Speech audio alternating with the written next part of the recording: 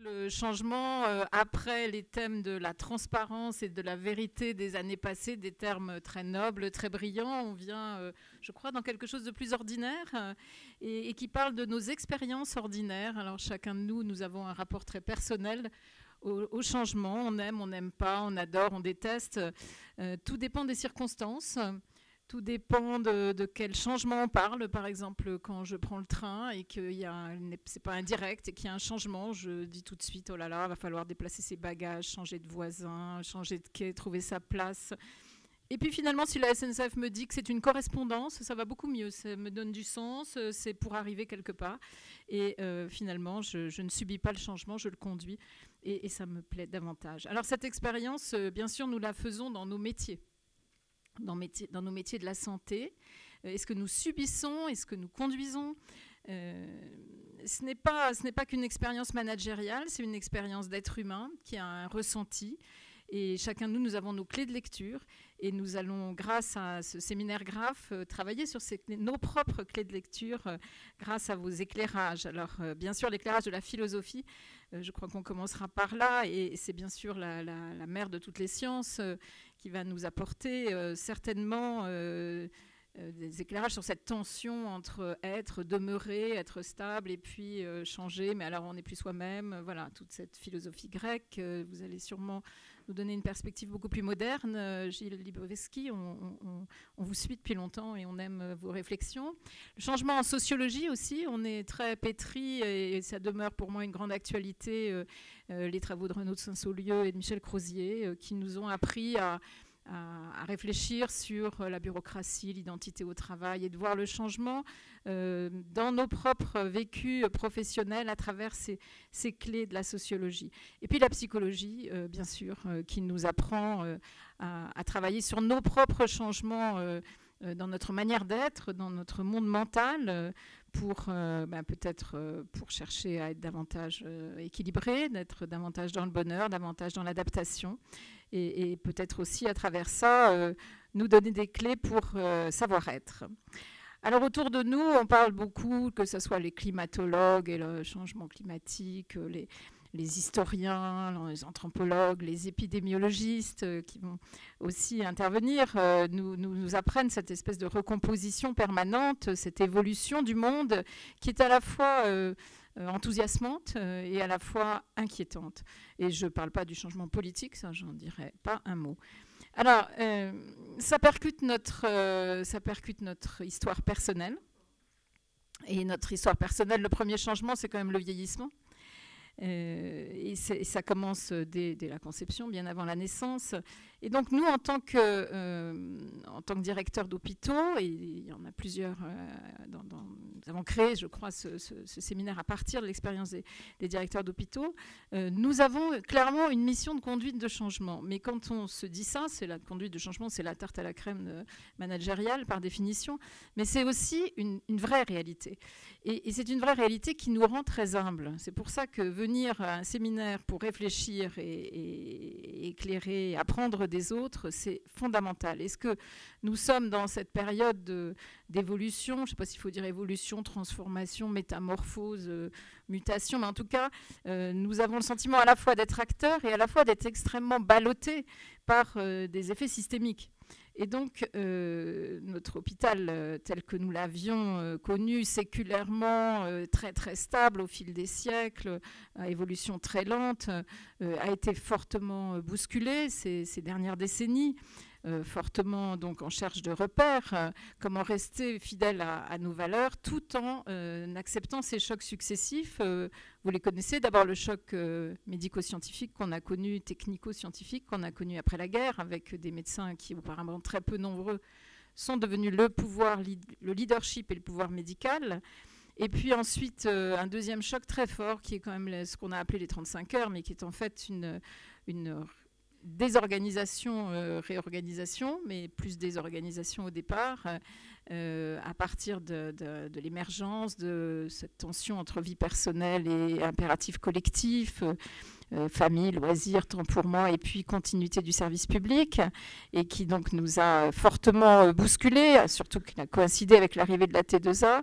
Et puis je dirais le troisième choc que nous vivons et qui nous déséquilibre actuellement depuis les années 2010, c'est le choc de la limitation des moyens. Les deux chocs précédents, on les avait absorbés avec un credo, c'est en fait des moyens en plus. Voilà, la médecine plus technique, des moyens en plus, des mesures nouvelles, les 35 heures, on calcule des moyens en plus. Et là, on est dans une très forte tension. Il suffit de lire la presse tous les jours, d'écouter les instances hospitalières sur le terrain comme les syndicats, etc. Tout pousse au changement alors que tout résiste au changement.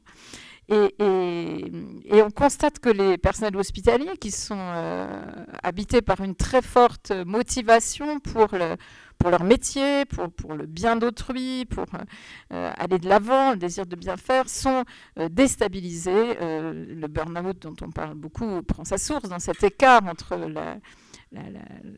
le travail que j'aimerais faire, le bon travail que j'aimerais faire et ce que je peux faire avec cette limitation des moyens.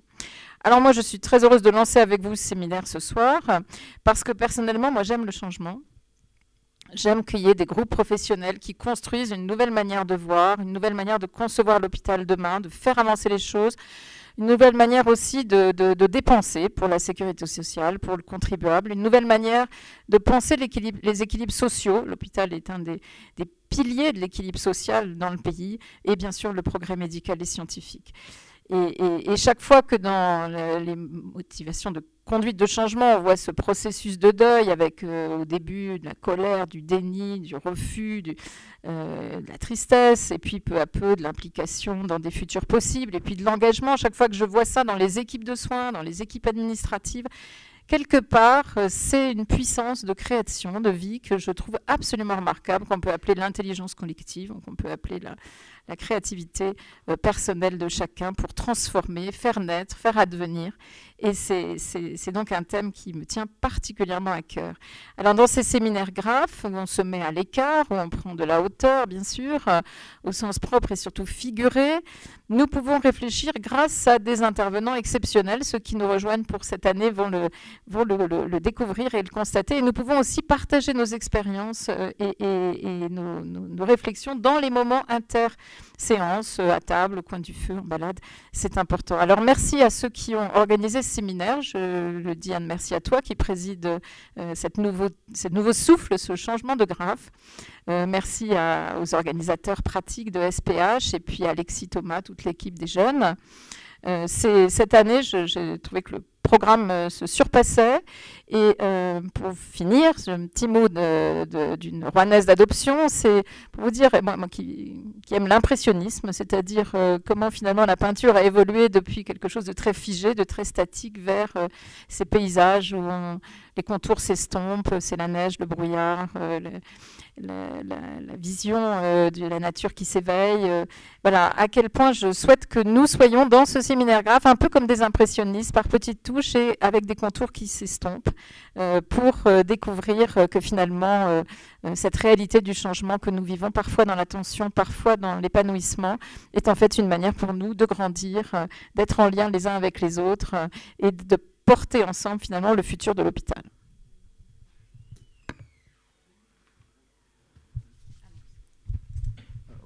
Bonsoir à tous. Juste un petit mot pour vous présenter Gilles Lipovetsky qui va être le premier intervenant ce soir, qui va nous faire une introduction conceptuelle de cette thématique du changement, une thématique qui nous touche tous parce que c'est vraiment une thématique de la vie, de tous les jours qui est propre du vivant. Donc Gilles Lipovetsky qui est professeur agrégé de philosophie, qui était à l'université de Grenoble et aujourd'hui un peu partout dans le monde pour aller discuter de la société postmoderne, de la société même hyper moderne, qui est le concept qu'il va nous développer aujourd'hui. Une précision, n'hésitez pas, donc il y aura un propos et après à poser des questions. C'est la chance de ce type de séminaire, c'est que Gilles Lipovetsky nous fait l'honneur de rester avec nous les 3 jours. Donc on pourra à la fois avoir des questions, n'hésitez pas à la fin de son intervention, mais aussi au fur et à mesure des 3 jours pouvoir échanger avec lui. Donc n'hésitez pas, c'est l'objectif de ce séminaire. Merci. Bonsoir à tous. Merci une nouvelle fois pour cette invitation dans ce lieu magnifique où nous avons le temps de réfléchir, de prendre un peu de hauteur par rapport au changement du quotidien. Sur ce thème du quotidien, je ne l'aborderai pas, moi, tel que sous l'angle que vous venez de présenter sur l'expérience du changement personnel. Je vais le prendre à son plus haut niveau, c'est-à-dire le changement du monde et le changement du social. Vous avez choisi un thème qui a eu tout de suite une centralité dans la naissance de la pensée rationnelle. Le thème du changement apparaît, vous allez voir, je vais le développer longtemps, mais il n'a pas été central depuis l'éternité des temps, mais il prend une centralité au VIe siècle avant Jésus-Christ, avec l'école que l'on appelle les présocratiques. Et dans cette école présocratique, il y a un nom qu'on ne peut pas ne pas évoquer quand on parle du changement, parce qu'il en est le maître au niveau conceptuel. Ce maître, c'est Héraclite d'Éphèse. Héraclite est le premier philosophe qui dit que la seule chose qui existe, c'est le changement. Il n'emploie pas le mot changement, ce n'est pas le mot le plus fréquent, mais enfin il l'emploie. Je vais vous donner 2 ou 3 citations, puis ensuite on parlera des choses réelles, hein, mais vous allez voir pourquoi. C'est la question du devenir. Selon Héraclite, l'être, ce qui est, n'existe pas. Ce qui est, c'est le devenir. Tout est devenir. Rien n'est stable. Rien n'est permanent. Tout change en permanence. Je vous donne 2 ou 3 petites citations très brèves, mais parce que vous les connaissez. Peut-être que vous ne saviez pas que c'est d'Héraclite, mais c'est de lui. Il écrit, parce qu'on n'a que des fragments chez ces présocratiques, on ne se baigne jamais 2 fois dans le même fleuve. Il dit également, le soleil est nouveau tous les jours. Et enfin, celle-là qui pourrait être le slogan de notre séminaire, rien n'est permanent sauf le changement.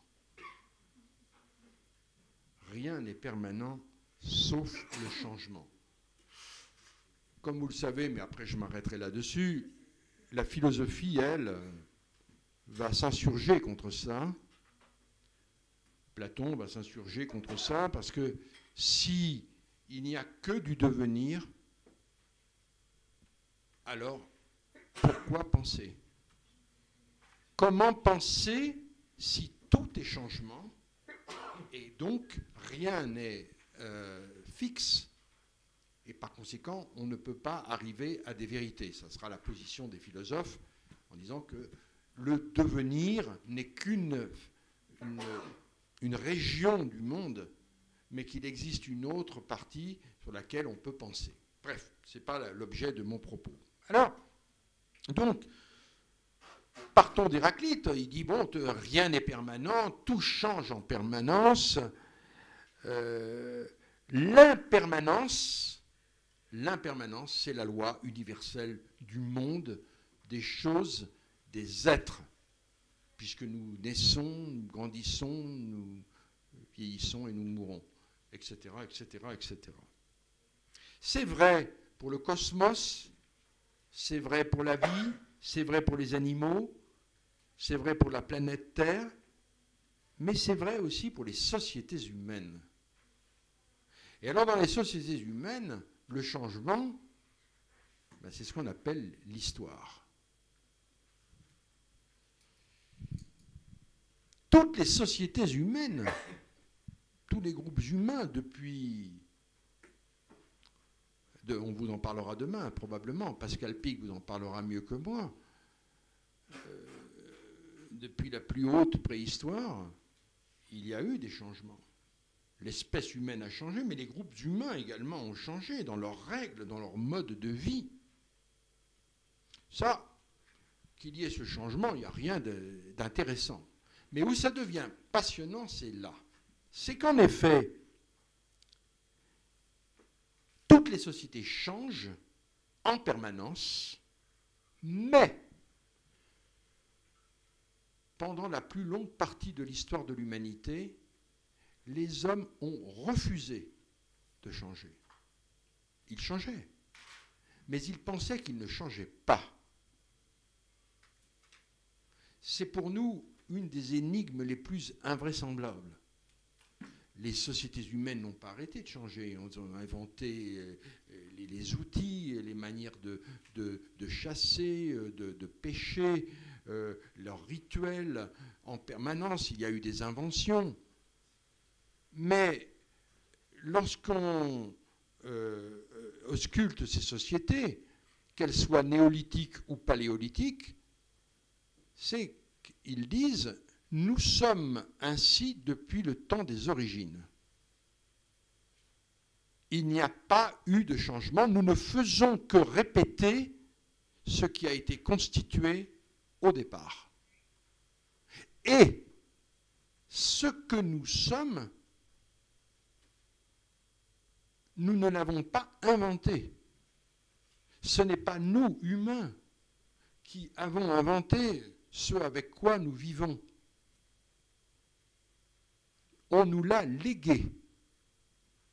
Et qui c'est ce on? Les dieux et les ancêtres. Autrement dit, pendant des dizaines de milliers d'années, ce n'est pas un petit phénomène que je vous évoque, c'est l'éthos, la mentalité humaine pendant les plus anciennes sociétés que nous connaissions, le paléolithique, c'est-à-dire au moins 40 000 ans. Je vais vous dire la profondeur du phénomène.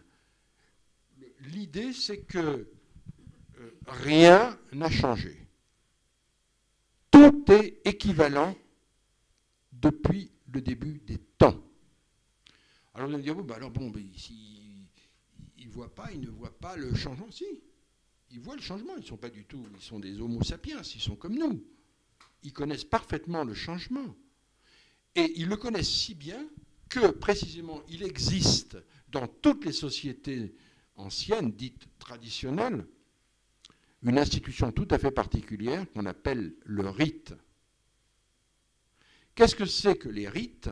Les rites, ce sont des institutions qui ont la charge de réactiver les fondements sacrés, de revenir au fond au temps de l'origine, contre précisément l'usure du temps et le désordre du changement.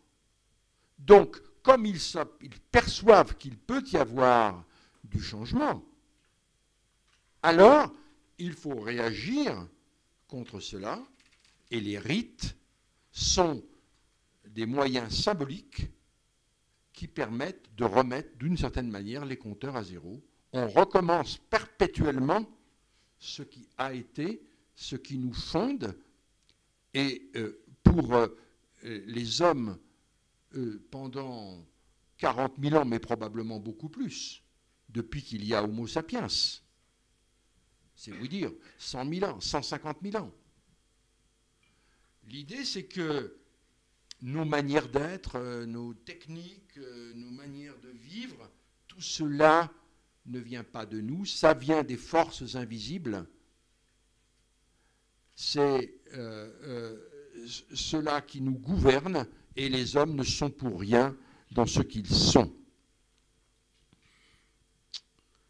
Autrement dit, les hommes, pendant des dizaines de milliers d'années, ont mis en œuvre leur puissance de négativité au service de la négation de ce qu'ils étaient.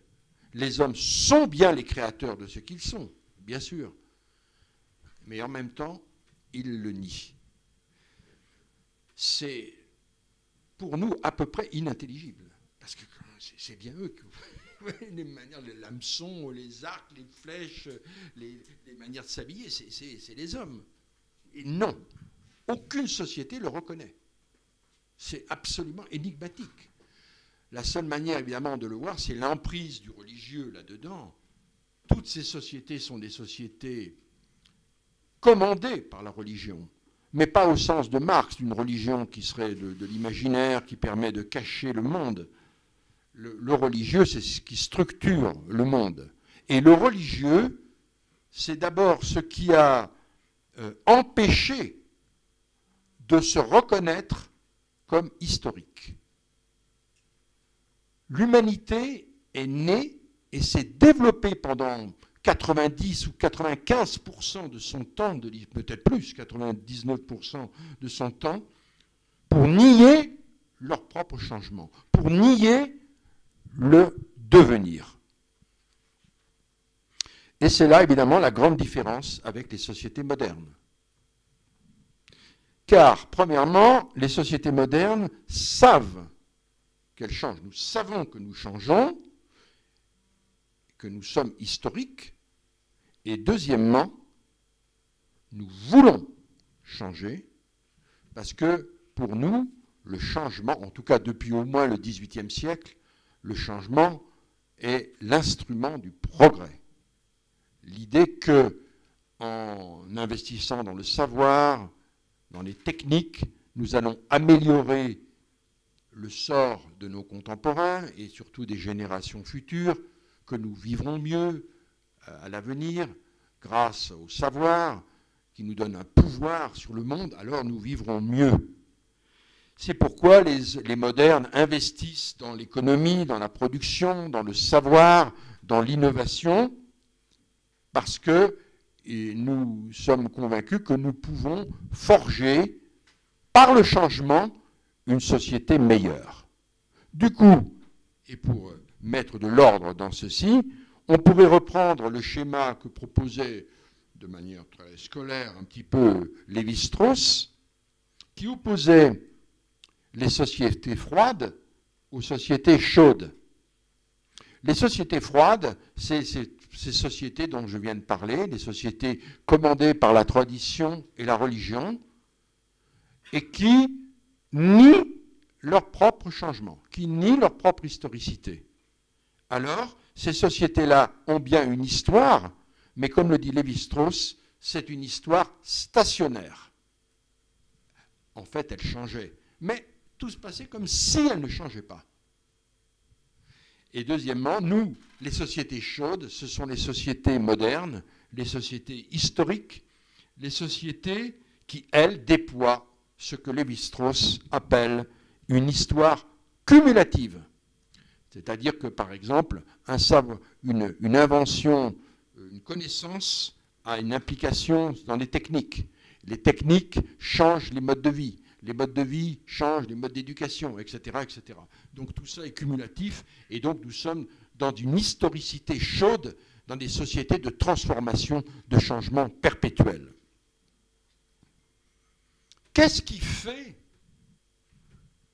que les sociétés froides sont devenues des sociétés chaudes? Qu'est-ce qui a fait ce changement? Je ne peux pas, évidemment, faire l'analyse d'un tel processus qui est de civilisation extraordinairement complexe. Donc, je m'en tiendrai simplement à deux faits qui ne sont pas du tout de même hauteur. Le premier phénomène était une importance capitale au niveau de ses conséquences. Le deuxième paraît tout à fait superficiel, mais il donne la matière au titre que j'avais proposé, et vous allez voir pourquoi, parce qu'il donne une conceptualisation à un des termes du changement, et qui est la notion d'éphémère. Donc le premier grand facteur qui va nous sortir des sociétés froides, c'est l'émergence de l'État. Car les sociétés froides, les sociétés sans histoire, comme on disait autrefois, mais en fait qu'il y en avait une, c'est que ce sont des sociétés sans État.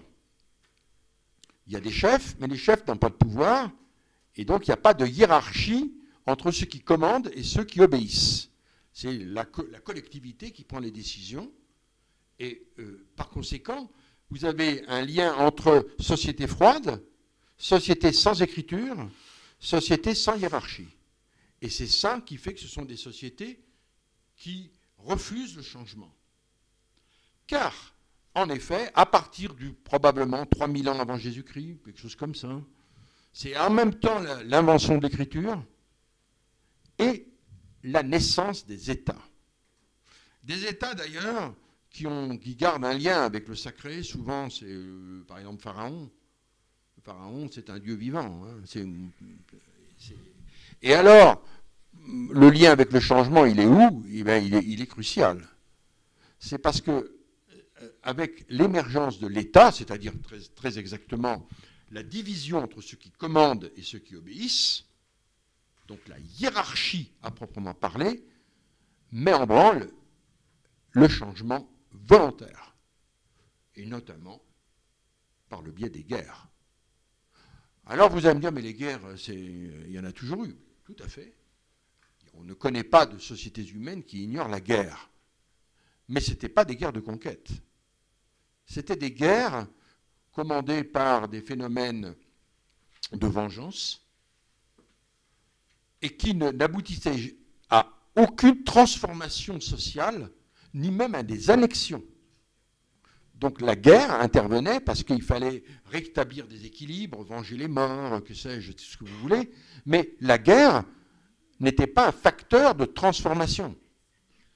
Avec la naissance de l'État, des royautés, des empires, l'histoire explicite se met en marche, et notamment par le biais qu'il va y avoir des conquêtes, des transformations majeures, avec des invasions, et donc des changements dans les langages, dans les religions, etc. etc. Par exemple, c'est ainsi que, par exemple, les Romains vont adopter la religion grecque. Les dieux grecs, c'est parce qu'ils vont investir la Grèce. C'est impensable dans les sociétés dites primitives ou sauvages, qui, elles, ne bougent pas d'un iota dans leur code génétique, si je puis dire. Je disais qu'il y avait un deuxième phénomène qui est tout à fait... Alors donc, l'État institue le changement. Le premier jalon du changement volontaire, c'est l'État. Mais il y a un deuxième phénomène, beaucoup plus tardif, sans aucune commune mesure, mais vous allez voir que l'importance va venir après, c'est la naissance de la mode. Le saut est brutal, de la naissance de la hiérarchie à la naissance de la mode, mais le lien va vous apparaître aussitôt. La mode n'est pas un phénomène éternel. La mode, comme système, naît à la fin du Moyen-Âge. C'est donc très récent, très très récent. XIVe siècle. Pourquoi la mode est-elle un phénomène qui n'est pas important, bien entendu, dans son impact sur le sort du monde, mais la mode a une importance cruciale pour la question qui nous préoccupe, car la mode est, je pense, la première institution humaine connue qui repose sur le changement permanent. Parce que même le pharaon et tout, il va envahir, il va faire des choses, il va élever des pyramides, une pyramide toujours plus grande que les autres, parce qu'ils veulent se montrer, etc. Bon, d'accord. Mais c'est au nom quand même des puissances sacrées, ça rigole pas, hein. C'est sérieux, c'est lourd. Avec la mode, elle change pour changer. Et elle ne peut pas ne pas changer. Car si elle ne change pas, ce n'est plus la mode. Autrement dit, qu'est-ce que ça signifie? Ça signifie que la mode est la première institution anti-traditionnaliste, dont l'essence est la négation même de la tradition. La tradition, c'est quoi? C'est reproduire ce qui a été, ce qu'on nous a légué. C'est la perpétuation de l'héritage. La mode, c'est le contraire. La mode, c'est la rupture permanente avec ce qui a été. Aujourd'hui, ne doit pas être pareil qu'hier. Donc, l'Occident a inventé la première institution humaine fondée sur la négation de la tradition. Pas simplement en l'adaptant, mais étant consubstantiellement anti-traditionnaliste.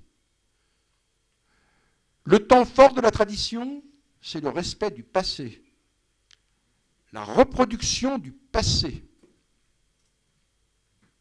La mode, le temps fort, c'est le présent. Il n'y a que du présent. Ce qui fait la valeur d'une tendance, etc., c'est le présent. Et demain sera la négation de ce présent. Alors, donc pour la première fois, le changement, l'éphémère, parce qu'en plus c'est un changement très rapide, perçu d'ailleurs à l'époque, je ne vais pas rentrer dans le détail, mais l'idée c'est que dès que quelque chose est fait, immédiatement il y a déjà quelque chose d'autre. Et dans les cours, parce qu'au départ c'est quelque chose de tout à fait aristocratique, il y a une sorte de folie de la mode qui s'empare des classes supérieures occidentales, qui voient dans ce spectacle de l'éphémère un moyen évidemment d'affirmer leur suprématie. Donc on pourrait dire que la grandeur de l'Occident, c'est que l'Occident, depuis les Grecs, ont inventé la rationalité, les mathématiques, et puis un peu après la physique, et puis toutes les sciences, et en même temps l'Occident a inventé la frivolité. Rationalité, frivolité, les termes sont antinomiques. En même temps, je suis convaincu qu'ils font système. Et ils font système en quoi? C'est que les deux sont des négations de la tradition. La raison ne reconnaît pas l'autorité du passé. Elle reconnaît la vérité rationnelle. Ce n'est pas parce que mon père et mes grands-pères disaient ça que c'est vrai. La raison doit démontrer. Donc, dans la rationalité, la tradition ne vaut pas pour elle-même. Et la mode, pour d'autres raisons qui n'ont rien à voir, également. C'est pourquoi nous allons entrer alors dans des civilisations de changement permanent, parce que ce sont des sociétés. L'Occident, car c'est l'Occident qui invente ça, qui met sur rail cela, se construit dans l'opposition à la tradition. Un petit mot sur cette aventure de la mode, pour voir, évidemment, je ne vais pas vous parler du vêtement longtemps, pour voir qu'est-ce que ça va devenir aujourd'hui. Évidemment, c'est là l'impact.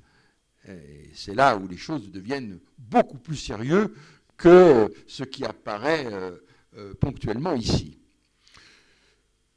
Pendant des siècles, jusqu'au XIXe siècle, la mode est un phénomène à la fois aristocratique et artisanal. C'est que pour les riches, pour dire vite, et les nobles, etc. Et puis c'est fait par des gens qui travaillent à la main et qui font des pièces uniques. Ça, c'est l'âge traditionnel de la mode. Les choses basculent au XIXe siècle. Un nouveau modèle apparaît, c'est la mode moderne. C'est Charles Frederick Worth qui l'invente au travers de cette institution qu'on appelle la haute couture, qui est une invention absolument inédite dans ce domaine. Worth en effet, va créer un modèle de changement tout à fait particulier. En effet, le changement est impulsé par lui, mais qui n'est plus un artisan, mais qui est un créateur. Longtemps, avant, c'est la couturière ou le couturier, il n'a aucune valeur, personne ne le connaît, bon, etc. Avec Worth, il devient une sorte de star. Les plus grands de ce monde vont le voir, etc. C'est une figure d'autorité.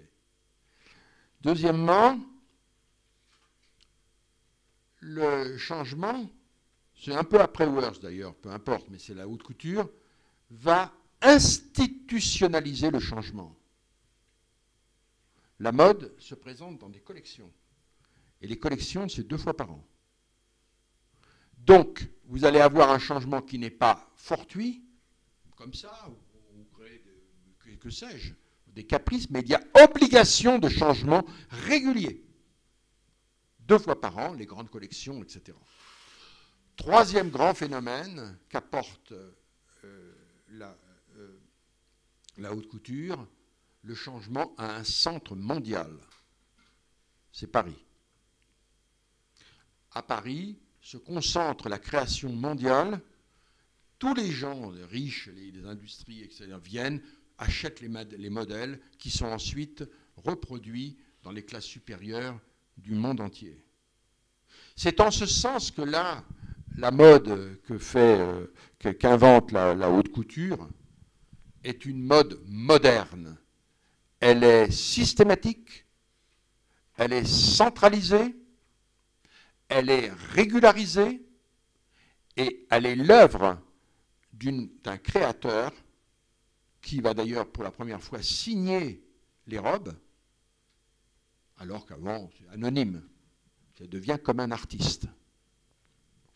Je ne vais pas passer longtemps, je ne vais pas vous parler sur la mode vestimentaire. Simplement, si je parle de ça, c'est parce que les choses n'en sont pas restées là. L'invention de la mode au XIXe siècle est capitale et très intéressante au niveau des systèmes, mais la mode reste un secteur, tout petit secteur bon,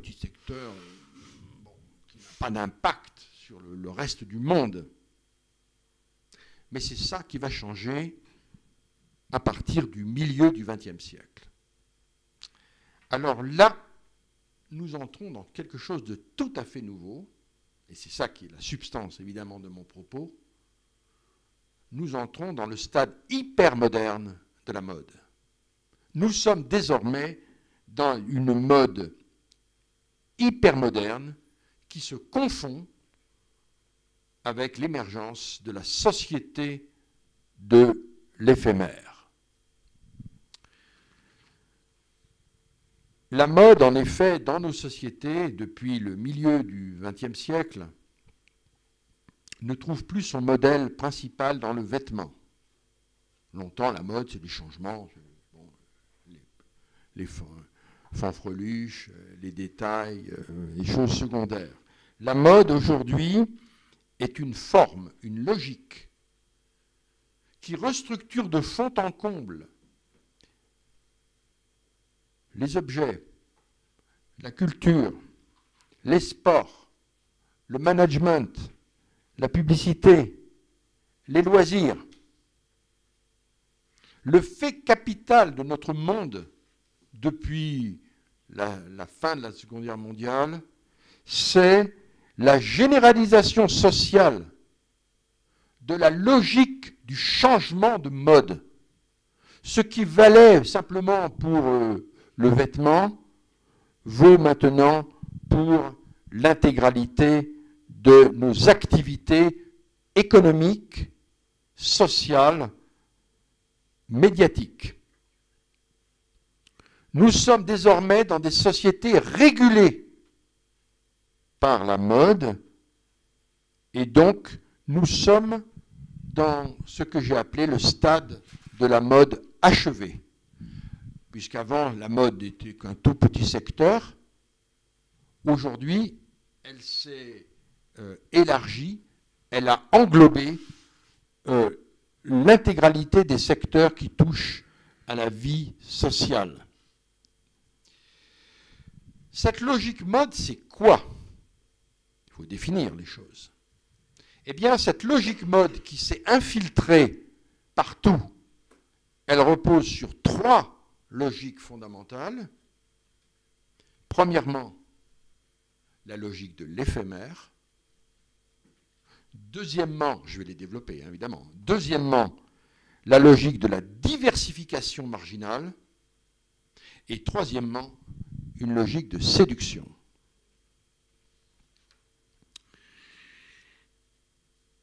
Donc, premièrement, logique de l'éphémère. Le basculement ou l'entrée de nos sociétés dans la société mode ou la société de l'éphémère, c'est l'avènement de la société de consommation de masse. Et la société de consommation de masse, c'est un système qui marche à la mode. Et qui marche à la mode, ça veut dire qui marche à l'obsolescence accélérée des modèles, à l'impératif du renouvellement systématique des produits de la consommation. Je vous donne quelques chiffres pour vous montrer l'ampleur du phénomène. Aux États-Unis, 30 000 nouveaux produits de grande consommation sont lancés chaque année. 30 000. Au cours des 25 dernières années, entre 70 et 90% de ces produits ont été retirés l'année même de leur lancement. C'est-à-dire la logique de l'éphémère. Il lance 30 000 produits, là-dedans, il y en a 90% qui sont éliminés en quelques mois. Logique de l'éphémère systématique. Dans les années 90, dans le monde, on lançait 100 000 produits alimentaires nouveaux. Chaque année, 100 000 produits nouveaux. 7 produits alimentaires nouveaux sur 10 n'existent plus au bout de 2 ans.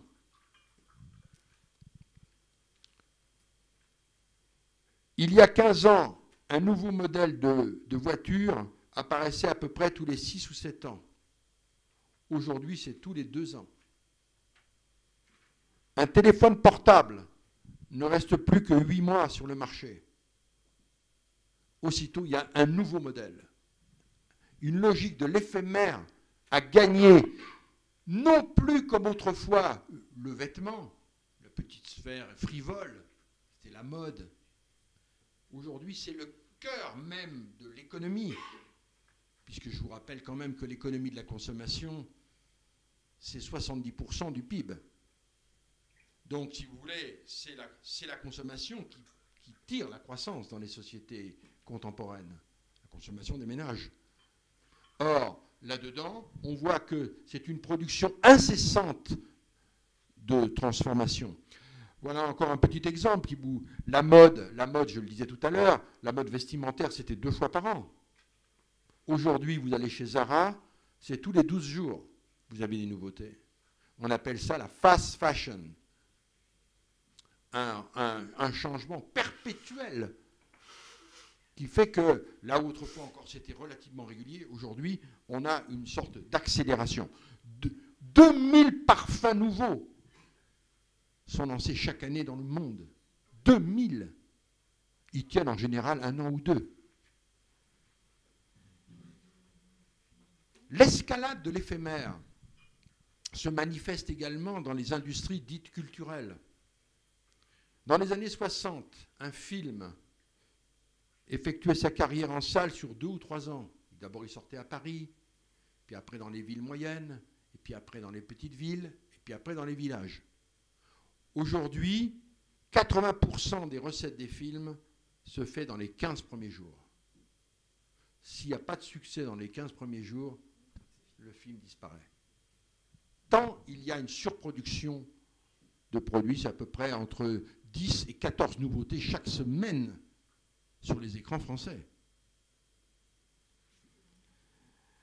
Donc, voilà déjà le premier point,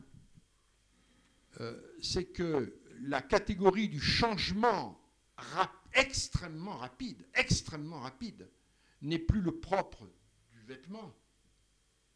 Il est le cœur même des économies et du capitalisme de consommation. C'est pourquoi la mode n'est plus du tout un phénomène frivole. Il est le cœur même de notre économie. Deuxième grande logique,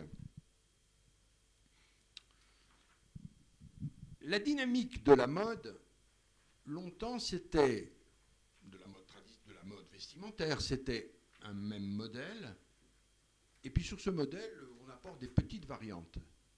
Une couleur, un ruban, une petite chose, chacun prenant une petite diversification par rapport à un modèle standard.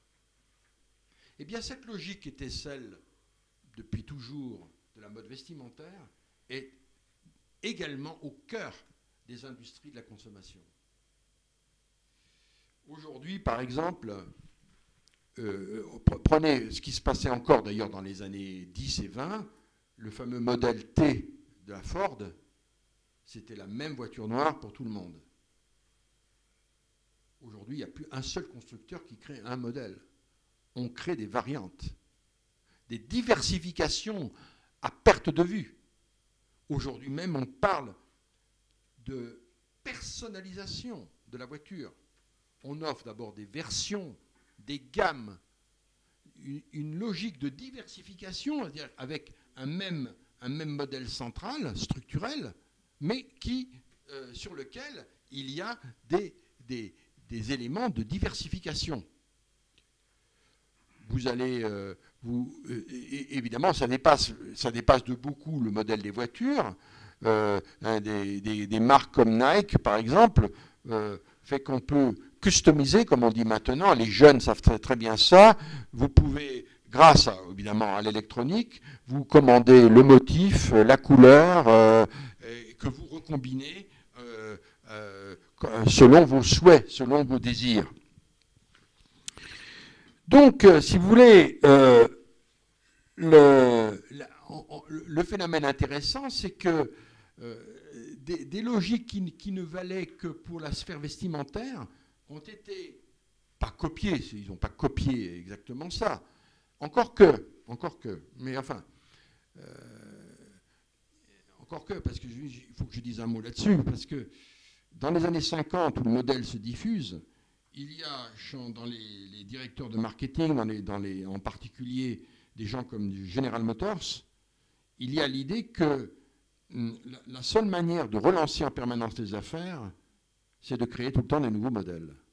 Parce que si vous avez un modèle qui marche et qui est toujours le même modèle, vous n'allez pas faire du bénéfice. Donc, il est évident que c'est aiguillonné par la logique du profit comme un moyen en permanence de relancer les désirs. L'éphémère crée en permanence du changement dans les goûts et par là même relance l'économie et surtout les gisements de profit. Enfin, il y a une troisième logique qui était celle de la mode. Depuis qu'il y a la mode, c'est la séduction. La mode est une manière de se mettre en valeur, de se faire voir, d'attirer le regard. Eh bien, cette logique de séduction, évidemment, elle s'est infiltrée dans toutes, je dis bien toutes, les industries de la consommation, jusqu'à l'alimentaire. Parce que dans l'alimentaire, aujourd'hui, vous les achetez dans vos supermarchés et vous les achetez avec un packaging. Et un packaging, il faut un design, il faut des couleurs, il faut une étude très savante, ça coûte très cher, il faut trouver le moyen pour capter le regard, c'est-à-dire séduire le consommateur. Mais évidemment, il n'y a pas que le packaging, c'est tout le design qui est utilisé pour relancer les productions. Pourquoi? Mais parce qu'aujourd'hui, dans les sociétés de surabondance, les gens n'achètent plus par besoin, ils achètent par désir. Et donc, il faut créer le désir. un célèbre designer qui s'appelait Raymond Loewy disait dans l'entre-deux-guerres, la laideur se vend mal. Et donc, il a réussi à convaincre les businessmen qu'ils devaient investir dans la création pour relancer le désir. Et cette logique-là de stimulation des désirs par l'élégance, par le renouvellement des formes, donc par le design en quelque sorte, se retrouve maintenant absolument partout, puisque aujourd'hui les individus ont ce qu'il faut. Donc il faut quelque chose de plus, quelque chose d'attractif. Et cette chose attractive est en partie liée à toute cette dimension qui tient au design. Nous trouvons évidemment cette logique de séduction bien au-delà du travail de design. Nous le trouvons dans la logique de la fantaisie, du ludique, qui investit toutes les productions. Vous avez autrefois, par exemple, les montres étaient une chose sérieuse. On l'offrait à ses enfants, à son garçon le jour de la communion. Il gardait sa montre toute sa vie. En plus, on la léguait à ses enfants. Aujourd'hui, il y a eu un célèbre slogan qui va bien dans notre séminaire. Vous changez de Kelton. Autrement dit, la montre, ce n'est pas quelque chose d'éternel, c'est un accessoire de mode et donc qui doit changer en permanence. Une marque comme Swatch a systématisé ça avec des designs de fantaisie, avec des artistes qui sont appelés pour créer quelque chose de nouveau et d'attractif. Cette logique de séduction, elle a pénétré l'univers de la communication. C'est la publicité. La publicité apparaît comme une sorte de cosmétique de la communication. Elle permet de faire rire, de vous amuser, souvent d'ailleurs de nous ennuyer aussi, mais dans les tendances idéales, la publicité est faite pour séduire les consommateurs. Voyez également l'évolution aujourd'hui des lieux de vente, les lieux commerciaux en général, les bars, les restaurants, les hôtels, les centres commerciaux, les aéroports qui deviennent des sortes de centres de luxe. Partout, il y a désormais une esthétisation des lieux de vente qui est une manière de séduire, de plaire aux consommateurs pour qu'ils achètent. Alors, cette logique du plaire, de séduction qui valait dans la sphère interpersonnelle, dans la mode vestimentaire, eh bien aujourd'hui, ça a dépassé beaucoup cela. Ça a gagné l'univers à la fois de la production, de la communication, de la distribution. Et il faudrait d'ailleurs continuer, de la culture. Quand vous voyez ce que c'est que la télévision qui autrefois avait des grandes missions de culture, d'élever le niveau, etc., des citoyens, est devenue une industrie de consommation qui est faite pour distraire, pour amuser, avec des programmes qui doivent changer tout le temps. Alors il y en a quelques-uns, c'est comme le numéro 5 de Chanel, il y en a un qui tient, mais pour 100 000 qui disparaissent. C'est la même chose pour les programmes de télévision qui doivent changer en permanence. Cette logique de la mode, elle pénètre aujourd'hui l'intégralité de notre univers consumériste, c'est-à-dire au fond de tout notre univers du quotidien. Bon, alors, maintenant, évidemment, la grande question qu'il faut soulever est la suivante. L'éphémère, le changement perpétuel, sans répit, extrêmement rapide. Alors, est-ce qu'il a gagné tout ? Est-ce est-ce qu'il y a quand même des limites à ça ou pas? Et quels sont les effets de cette logique mode généralisée sur le monde d'aujourd'hui?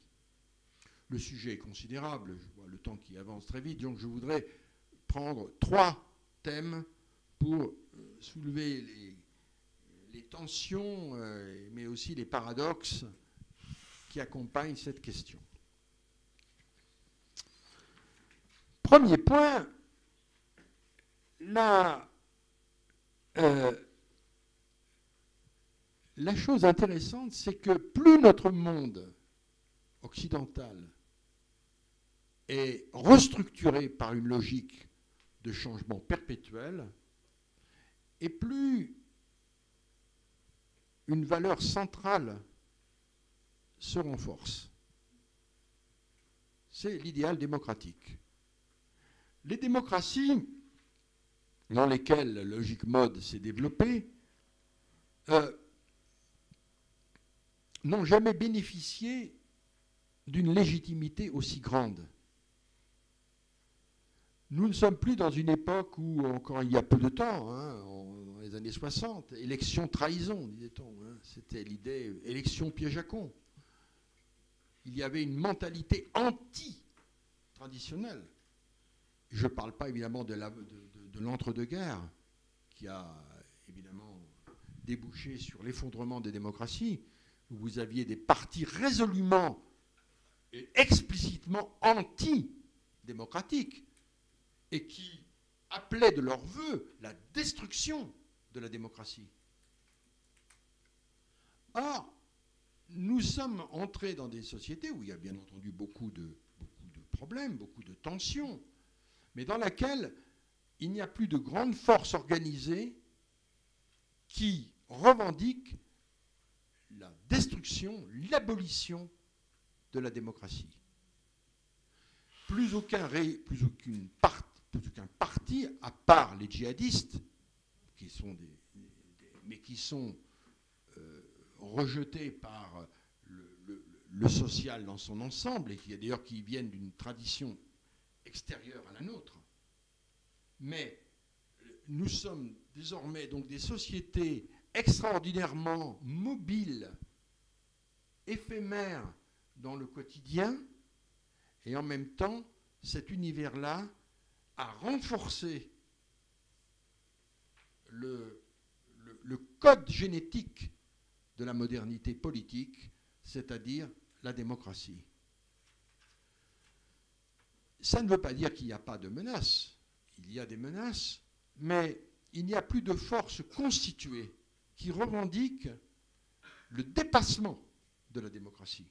C'est d'ailleurs un point qui aboutit parfois à un certain désenchantement, parce qu'on dit, bon, demain, ça sera toujours la même chose.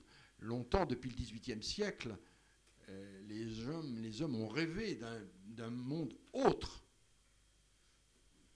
Nous n'avons plus ça. Nous avons même, quand nous pensons à un monde autre, nous avons peur d'un monde pire. C'est la crise de l'idéologie du progrès. Mais en tout cas, le paradoxe, c'est que la société de l'éphémère n'a pas rendu éphémère le socle politique sur lequel nous nous situons. Les démocraties, encore une fois, quelle que soit la désaffection qu'il y a, et il y en a énormément, on parle beaucoup de défiance, les gens rejettent la classe politique, ils n'ont plus confiance dans la classe politique, c'est tout à fait vrai, et même avec une ampleur énorme. Mais en même temps, cela se fait sans désordre. Il n'y a plus de morts. Il y a des conflits. Les conflits, il n'y a plus de morts. L'accélération des modes de vie, de l'éphémère de la mode, a pacifié le conflit social et politique. La dictature du prolétariat a été abandonnée. Cette notion n'est plus revendiquée. Quand vous voyez dans certains pays, comme nous l'avions au XIXe siècle, les manifestations, ça se soldait par des morts. Des morts. Aujourd'hui, s'il y a un mort, le gouvernement tombe. C'est devenu intolérable. Donc, si vous voulez, il y a ce paradoxe est extrêmement intéressant. Et comment peut-on l'entendre? Eh bien, je crois que la société mode, la société de l'éphémère, elle a diffusé une nouvelle approche de la vie. Dans les sociétés d'avant la mode, les premières qu'on appelle la société moderne était axée sur le futur. La société moderne vise à casser les traditions. Il s'agit d'inventer un monde nouveau, d'arracher la société à son passé et d'appeler les générations à se sacrifier pour le futur. Ça a donné 2 guerres mondiales, ça a donné le fascisme, ça a donné le nazisme. La société moderne qui voulait s'inventer elle-même s'est faite dans des idéologies sacrificielles. Ça rigolait pas. Ce n'était pas du tout des sociétés mode. Avec la société mode, c'est la société de la consommation, des médias. Plus personne n'appelle plus personne à se sacrifier. Si une chose a disparu, c'est l'idéologie sacrificielle. Nous vivons pourquoi? Pour le présent. La société moderne était axée sur le futur. La société hypermoderne est centrée sur le présent. C'est un présentisme. Mais ce présentisme, il a pour effet que les gens ne veulent plus se sacrifier. Ils ne veulent plus mourir pour une cause. Ils veulent vivre et mieux vivre. Pour eux-mêmes, pour leurs enfants, pour leur famille. Jouir des choses de la vie. Réussir dans la vie. Avec beaucoup de contre-effets, bien entendu. Mais je pense que c'est cette logique mode centrée donc sur le présent qui a pacifié le monde. Parce que quand on vit pour le présent, on n'est pas prêt à mettre à feu et à sang la société. Elle a donc contribué à l'atténuation de la conflictualité du monde moderne. La société mode, la société du changement perpétuel, elle a énormément de vices. Mais en réalité, elle a aussi beaucoup de bénéfices, notamment ceux-là. Nous n'avons plus les boucheries qu'ont été les 2 guerres mondiales. Nous n'avons plus les camps d'extermination, etc., etc., les mérites. Donc, je crois qu'on ne doit pas perdre de vue les bénéfices de cela. Alors, je crois que, en fait, ce n'est pas la mode qui menace nos démocraties. Parce que parfois on dit, bon, c'est le superficiel, la télé, les débats avec les petites phrases, tout ça, ça pervertit la démocratie. On peut en discuter, il y a une part de vrai là-dedans. Mais je pense qu'au plus profond, je crois que c'est le déficit de la mode qui fragilise les démocraties. Qu'est-ce que ça veut dire, le déficit de la mode? Je veux dire par là, lorsque des catégories entières de la population ont peur de perdre les bénéfices de la vie consumériste. Comme vous le savez d'ailleurs, les succès des partis protestataires, populistes comme on dit, vient fondamentalement des catégories fragilisées, celles qui se sentent menacées par la société ouverte. Et donc il y a une rétraction sur soi qui s'opère. Le succès de Trump en Amérique, on a vu tous les sondages montrer que c'était les catégories des cols bleus, des petits blancs, qui sont menacés dans leur statut, qui n'arrivent plus à accéder aux standards de vie qu'ils souhaitent, et donc qui du coup sont engagés dans des mesures de ce type. Je pense qu'au plus profond, la mode, encore une fois, a permis des conflits sociaux beaucoup plus sereins, en tout cas qui ne débouchent plus sur des morts d'hommes. passe vite parce que je vois le temps. Deuxième point, et c'est aussi un paradoxe, mais très intéressant, c'est que plus la société est frivole dans son fonctionnement, au sens dont j'ai parlé, l'éphémère, la diversification et la séduction, et plus on voit rebondir le référentiel éthique. Nous sommes dans des démocraties profondément inquiètes sur la question de la démocratie. De tous les côtés, on voit s'affirmer l'exigence de l'aide humanitaire, les ONG, la bioéthique, l'écologie, l'éthique des affaires, la lutte contre la corruption. Donc, d'un côté, nous avons une tendance de nos sociétés par cette logique du superficiel de la mode à penser que les valeurs disparaissent. Et en même temps, d'un autre côté, nous avons une exigence d'éthique qui rebondit. Je crois que l'idée décadentielle selon laquelle nous n'avons plus de valeur, c'est un thème que vous entendez partout, il n'y a plus de valeur, tout fout le camp, etc., etc. C'est une idée fausse. C'est une idée profondément catastrophiste. Il y a toujours des valeurs. La preuve en est, c'est que l'indignation, le sang de l'indignation morale demeure. Chacun en fait l'expérience. Vous lisez ou vous voyez à la télévision des scènes horribles, ça vous révulse le cœur.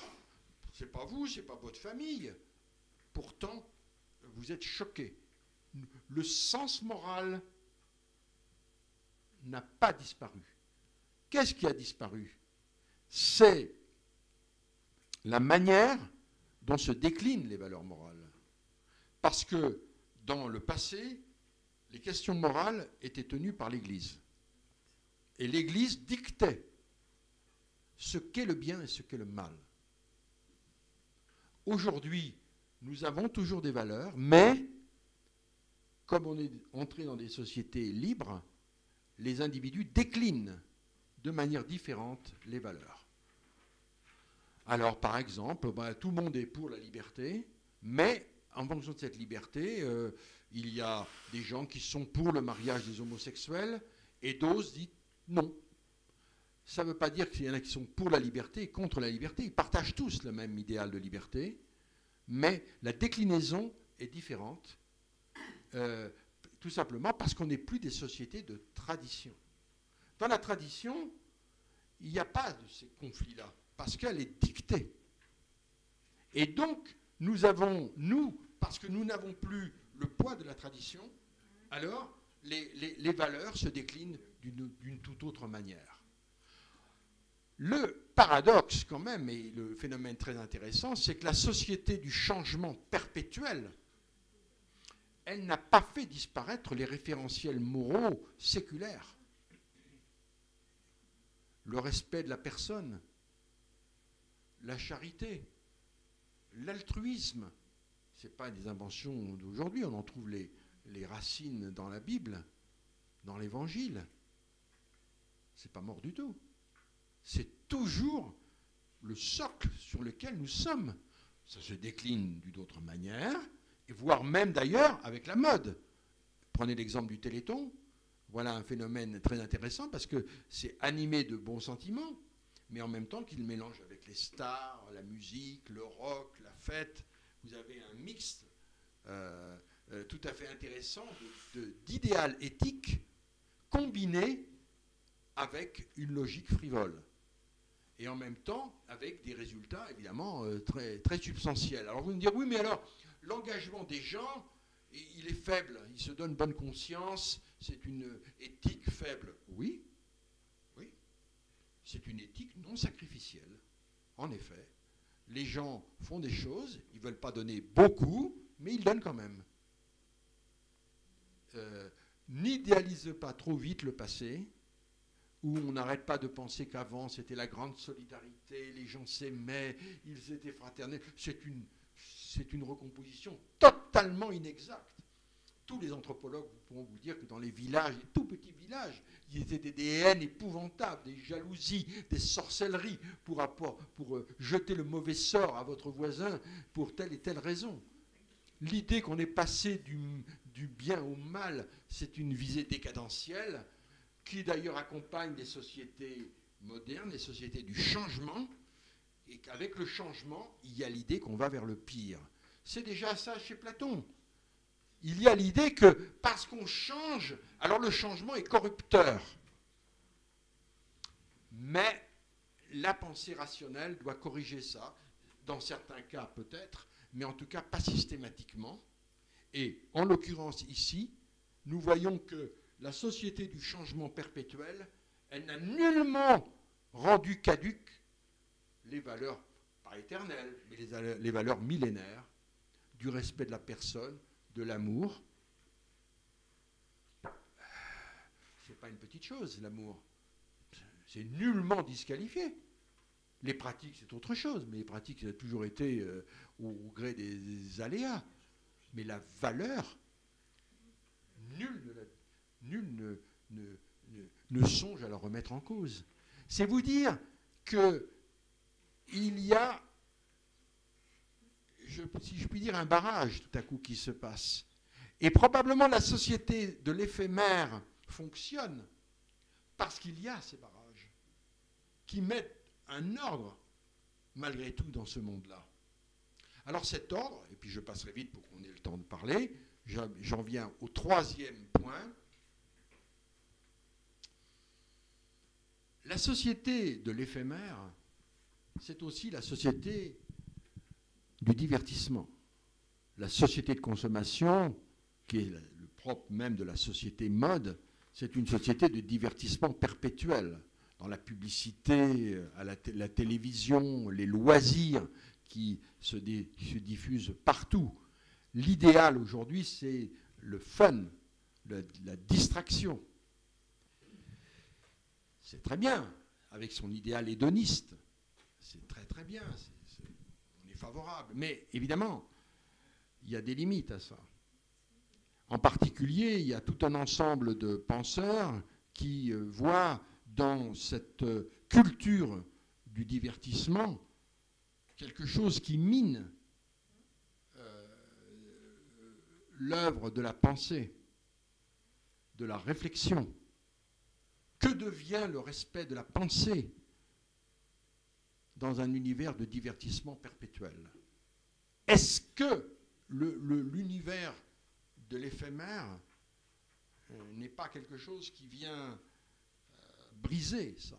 Alors, il y a quand même pas mal de phénomènes relativement inquiétants aujourd'hui qui s'accélèrent, en particulier avec le numérique, où les jeux vidéo l'emportent de beaucoup sur la lecture. La lecture des jeunes, par exemple, on a les chiffres, on ne va pas vous les donner, je passe vite, c'est en chute verticale. Ils préfèrent évidemment les jeux vidéo, écouter de la musique, voir les spectacles, les séries, plutôt que la lecture qui a un côté un peu ascétique, un peu difficile. C'est la raison pour laquelle, il ne faut pas dramatiser, la société du changement, elle nous a libérés des traditions, elle nous a libérés du poids de la religion, elle nous a libérés des guerres mondiales. Mais je pense qu'il y a un risque si on la laisse aller jusqu'à elle-même sans mettre de contre-feu. Et ce contre-feu, eh bien, je pense que c'est l'éducation. La société mode, oui, il ne faut pas être ce point de vue puritain qui vise à la contester, mais si nous avons besoin de la légèreté, du changement de la mode, nous avons besoin de la stabilité de l'éducation et de l'école. Parce que l'école donne des repères. Dans un monde où il y en a de moins en moins, parce qu'il n'y a plus de tradition. la société du changement, elle a brisé les traditions. Elle a brisé l'ancrage des gens. Et Internet rajoute une couche. Parce que sur Internet, on trouve tout. Mais sans repère, on fait n'importe quoi. Y compris les fake news, comme on dit maintenant, où on peut dire n'importe quoi, les gens n'ont pas de repère pour pouvoir faire des comparaisons, faire des recherches. L'école, elle a un rôle capital, même beaucoup plus important qu'autrefois. Parce qu'autrefois, il y avait les encadrements politiques, religieux, traditionnels, qui fixaient la voie des gens. Aujourd'hui, il n'y en a plus. Tout ça a explosé. C'est la raison pour laquelle je crois que la société du divertissement, la société du changement perpétuel, elle appelle un investissement massif dans l'éducatif, qui seul peut apporter des bornes au monde du changement léger. Alors, je m'arrête sur ce point-là pour dire ceci. Finalement, je pense que pour l'avenir, nous avons besoin de plus de mode, plus de consommation, plus de communication qui apportent beaucoup de choses. Mais nous avons besoin aussi de principes et d'institutions qui mettent des crans d'arrêt à cette logique-là. Si l'on veut avancer vers une société plus conforme à nos idéaux humanistes, c'est-à-dire de plein développement des facultés humaines. La mode nous protège contre beaucoup de calamités, mais je ne pense pas qu'elle soit à la hauteur de ce qu'on peut attendre de mieux de l'humaine condition, à savoir les idéaux éthiques, le travail, la création. Il nous faut des valeurs et des institutions qui permettent le développement de cette société heureuse. Mais pour cela, il faut des institutions qui font que tout ne soit pas uniquement dans le game, dans le jeu, dans le fun, et qu'il faut des efforts, des disciplines qui, elles, ne sont pas de type léger. Donc, je dirais, pour reprendre le thème de notre séminaire, non plus changer pour changer, ce qu'est le propre de la mode. Changer pour changer, parce qu'elle vaut pour ça. Mais changer pour mieux former les hommes et donner plus de pouvoir à chacun pour conduire et orienter sa propre vie. Et cela, ça ne peut pas être simplement la société du changement perpétuel.